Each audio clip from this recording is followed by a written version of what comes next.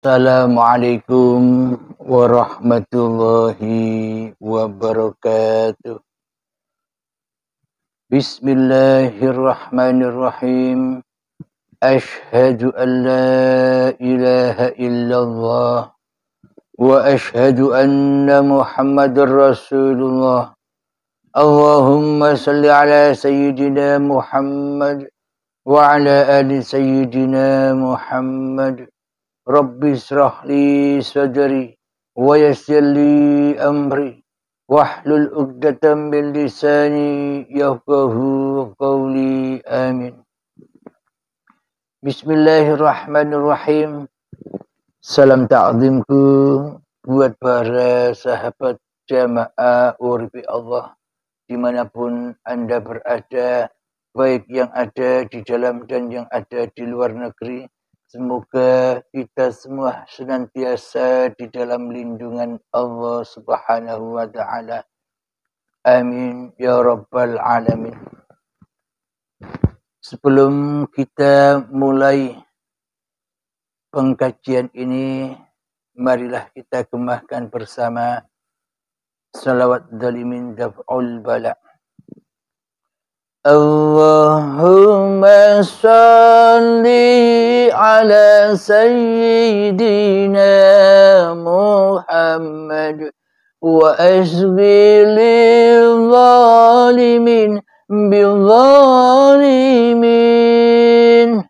Allahumma salli ala sayyidina Muhammad وأشغل الظالمين بالظالمين وأخرجنا من بينهم سالمين وعلى آله وصحبه أجمعين. Alhamdulillahirabbil alamin. Pada subuh yang indah ini kita akan mengkaji tema yang berjudul Wajahku adalah wajah Allah. Bismillahirrahmanirrahim. Apa makna wajahku itu adalah wajah Allah? Bila tak ada Allah, maka takkan terwujud diri manusiaku. Bila tak ada wajah Allah, maka tak akan terciptalah wajahku. Bila tak ada hidupnya Allah, maka tak akan pernah ada hidupku. Bila tak ada kuasa Allah, maka takkan pernah ada kuasa diriku. Bila tak ada kehendak dan daya upaya Allah, maka takkan pernah ada daya upaya dan kehendak diri manusiaku di hatiku. Alhamdulillahirabbil alamin. Bila kita tidak memahami tentang ketuhanan, tentang kemakrifatan, maknanya makrifat itu tahu siapa itu yang disebut Tuhan, tahu siapa itu yang disebut Allah, tahu itu siapa yang disebut Allah, tahu itu siapa yang disebut Gusti, tahu itu siapa yang disebut Sang Hyang Widi. Maknanya kita mengenal dengan sebenar-benarnya mengenal. Maka akan tercapailah makna bulan suci Ramadan ini di hati kita. Jadi hakikat Ramadan, bulan yang suci itu bukan tiap tahun sekali. Bagi kita yang masih belajar mencari Tuhan karena belum ketemu Tuhan, ya puasanya setiap setahun sekali. Meskipun hakikatnya itu bukan puasa di sisi Allah. Puasa hanya puasa budaya saja. Maknanya hatinya belum suci. Bila hati kita belum suci, apakah mungkin kita bisa bersahadat? Bila hati kita belum suci, apakah mungkin kita bisa sholat? Bila hati kita belum suci, apakah mungkin kita bisa zakat? Bila hati kita belum suci, apakah mungkin kita bisa berpuasa? Bila di hati kita belum suci, mana mungkin kita bisa menjalankan ibadah haji dan umroh? Jadi semuanya berpangkal, berawal dari kesucian hati itu sendiri. Syahadat hati itu sendiri. Bila di dalam hati kita yang ada hanya diri kita, selamanya kita takkan pernah suci. Karena di dalam hati kita, kita yang merasa lebih wujud daripada wujudullah. Kitalah yang merasa lebih hidup daripada uripe Allah. Kitalah yang merasa berkuasa daripada kuasanya Allah. Maknanya hati kita masih najis, belum suci. Maka apapun yang kita kerjakan, syahadatnya najis, solatnya najis, zakatnya najis, puasanya najis, dan haji umrohnya juga najis. Kenapa kok najis? Karena Allah selama ini telah kita persekutukan dengan diri manusia kita sendiri di hati kita selama ini. Inilah bukti bahwa persahadatan kita selama ini belum sampai kepada hakikat sejati syahadat itu sendiri. Manusia belum sampai kepada hakikat Tuhan yang disembahnya selama ini. Maka dari itu najis dan najis selalu apapun yang kita perbuat. Karena apapun yang kita perbuat masih dituhani oleh diri kita daripada dituhani oleh Allah di hati kita. Alhamdulillahirrabbilalamin.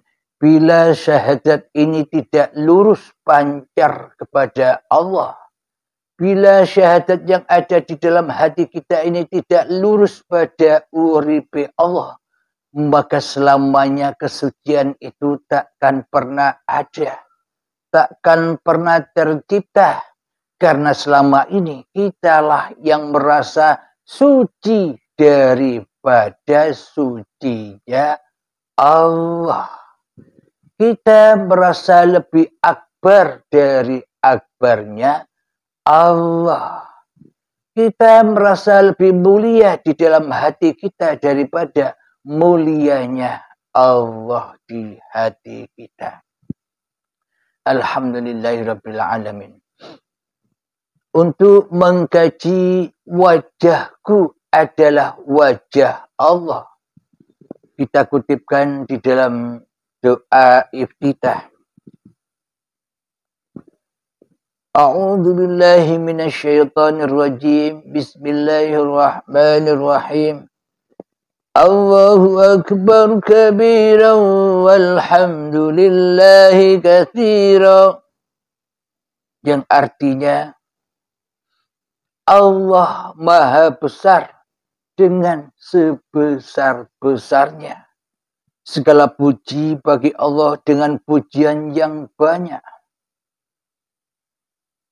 Bismillahirrahmanirrahim. Kita lanjutkan lagi bacaannya biar tidak terputus-putus. Allahu akbar kabiran walhamdulillahi katsiran wa subhanallahi bukratan wa asila. Inni wajjahtu wajhiya lilladzi fatara as-samawati wal ardh hanifan musliman wa ma ana minal musyrikin. Inna salati wa nusuki wa mahyaya wa mamati lillahi rabbil alamin. La syarika lahu wa bidzalika umirtu wa ana minal muslimin. Yang artinya Allah Maha Besar dengan sebesar-besarnya. Segala puji bagi Allah dengan pujian yang banyak. Maha suci Allah pada waktu pagi dan petang. Sesungguhnya aku hadapkan wajahku kepada Allah yang telah menciptakan langit dan bumi dengan segenap kepatuhan atau dalam keadaan tunduk. Dan aku bukanlah dari golongan orang-orang yang mensekutukannya.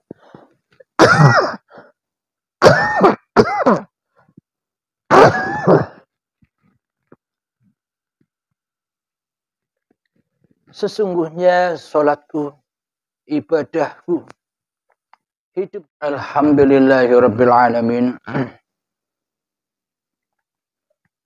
Bismillahirrahmanirrahim artinya Allah Maha Besar dengan sebesar-besarnya. Jadi semua tergantung kepada syahadat masing-masing diri manusianya. Bila di dalam hati kita syahadat kita masih syahadat kepada hawa nafsu kita sendiri, maka selamanya kita takkan pernah bisa bertemu dengan kemahabesaran Allah Subhanahu wa ta'ala.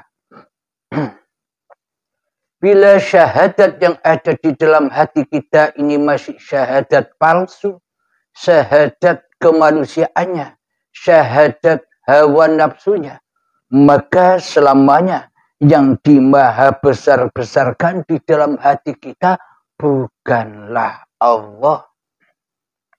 Akan tetapi diri kitalah yang kita maha besarkan di hati kita. Kewujudan kitalah yang dimaha besarkan di hati kita.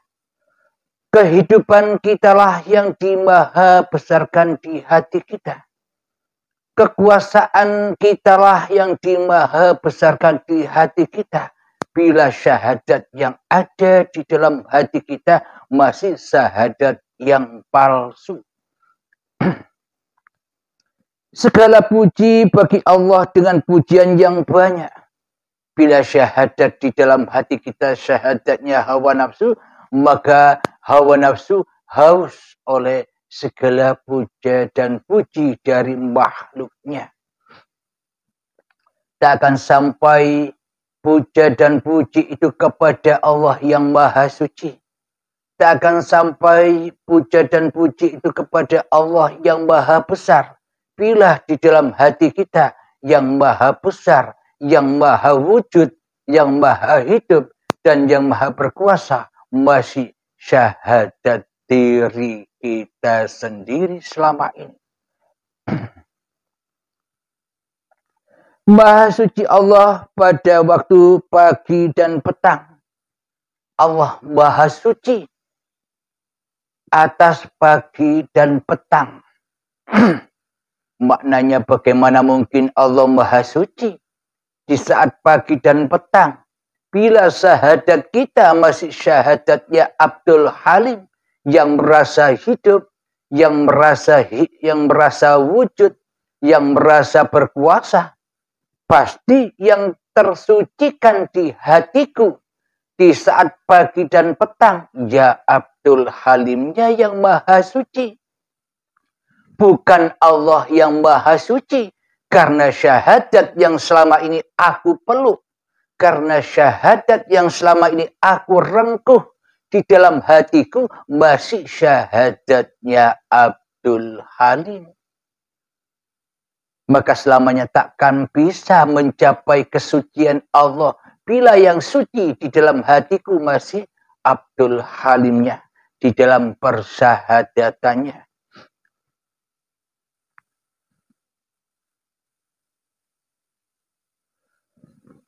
Allah akan maha suci di pagi dan petang bila syahadatnya Abdul Halimnya ini jelas. Maknanya hanya Allah lah yang bersyahadat.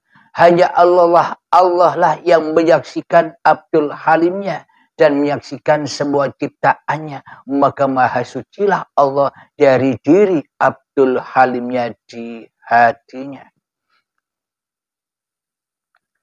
Sesungguhnya aku hadapkan wajahku kepada Allah yang telah menciptakan langit dan bumi dengan segenap kepatuhan dan dalam keadaan tunduk.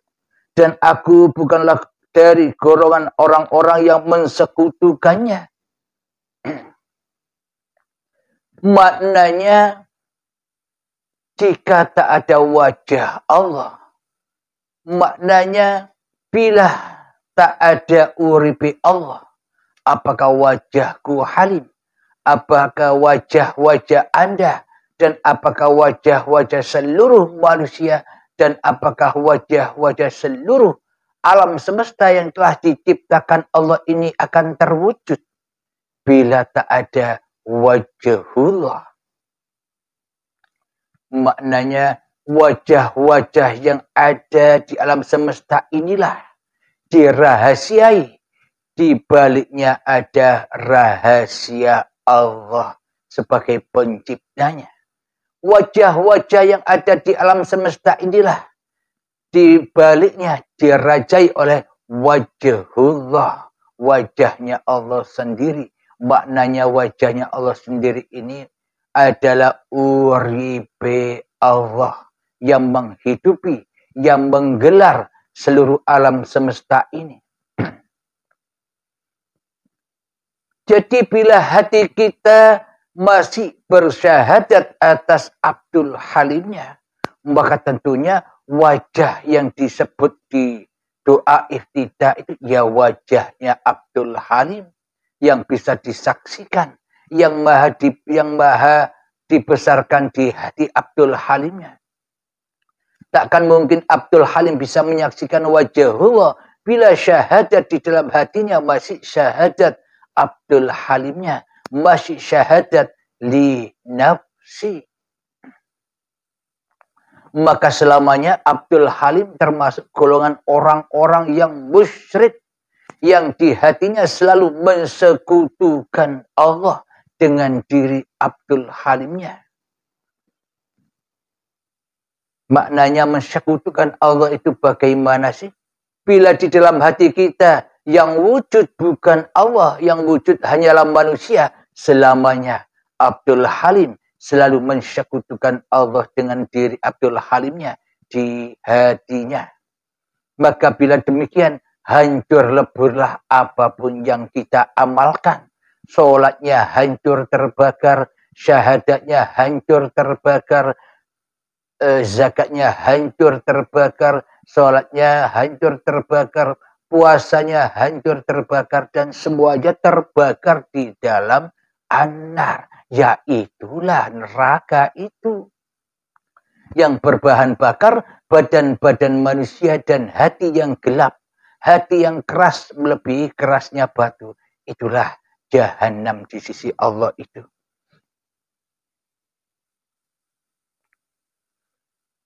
Inna salati wa nusuki wa mahyaya wa mamati lillahi rabbil alamin. Sesungguhnya salatku, ibadahku, hidup dan matiku semua hanyalah milik Tuhan semesta alam. Nah, bila salat, bila ibadah, puasa, sedekah, sholawatan, zikiran, salat tahajud, salat duha, qiyamul lail, semuanya bila masih diakui ibadah dan kegiatan Abdul Halimnya di dalam hatinya, yang mampu merasa berkegiatan, yang mampu merasa bisa ibadah, bila di dalam hati Abdul Halim ini masih ngaku-ngaku bersyahadat kepada Abdul Halimnya, maka semua itu takkan pernah sampai kepada Allah. Maknanya terputus dari Allah. Bagaimana tidak terputus dari Allah? Wong syahadatnya kita selama ini bersyahadat kepada nama diri manusia kita sendiri yang merasa paling wujud daripada wujudullah. Selamanya kita hanyalah mensekutukan Allah. Bila kita hanya mensekutukan Allah, apakah kita bisa ibadah? Apakah kita bisa sholat? Apakah kita bisa berpuasa? Wong kita masih kafir, wong kita masih kufur, wong kita masih syirik kepada Tuhan yang menciptakan diri kita. Sementara di dalam hati kita mengharap-harapkan pahala dan surga, tapi di dalam hati kita yang disembah bukan Allah, tapi hawa nafsu kita sendiri yang kita sembah selama ini. Apakah mungkin angan-angan dan cita-cita kita berharap pahala dan surga itu bisa tercapai? Semua itu hanyalah mimpi dan angan-angan hawa nafsu kita sendiri saja. Diutus jadi hamba kok jadi Tuhan. Diutus jadi makhluk kok jadi sang Khalid. Diutus jadi khalifah kok jadi ketua di dalamnya. Inilah realita iman dan akidah kita yang selama ini terbalik jauh dari yang original yang dibawa oleh para nabi dan para rasul yang jiwanya selalu la ilaha illallah.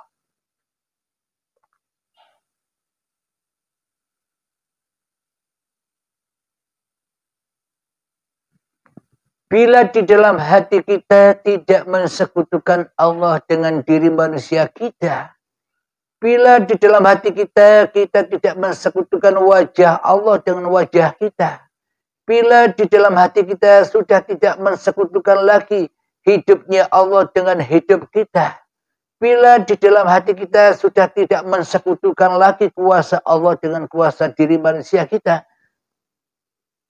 maka itulah yang disebut orang muslim. Itulah yang disebut orang yang sudah Islam. Selamat hatinya di sisi Tuhannya.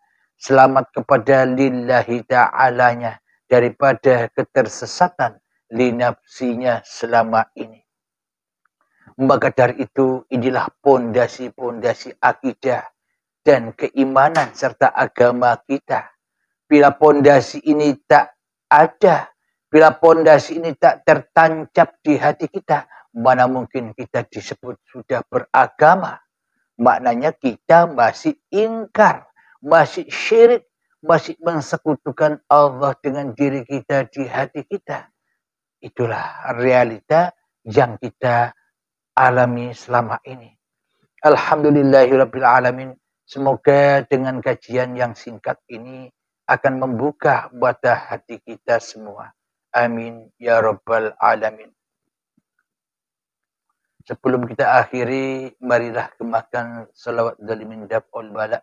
Allahumma salli ala sayyidina Muhammad wa asbi lil zalimin bil zalimin. Allahumma salli ala sayyidina Muhammad wa ashli lil zalimin bil zalimin wa akhrijna min bainihim salimin wa ala alihi wa sahbihi ajma'in. Rabbana atina fid dunya hasanah wa fil akhirati hasanah wa qina adzabannar. Wa sallallahu ala sayyidina Muhammad wa ala alihi wa sahbihi wa sallam. Alhamdulillahi rabbil alamin. Akhir kalam.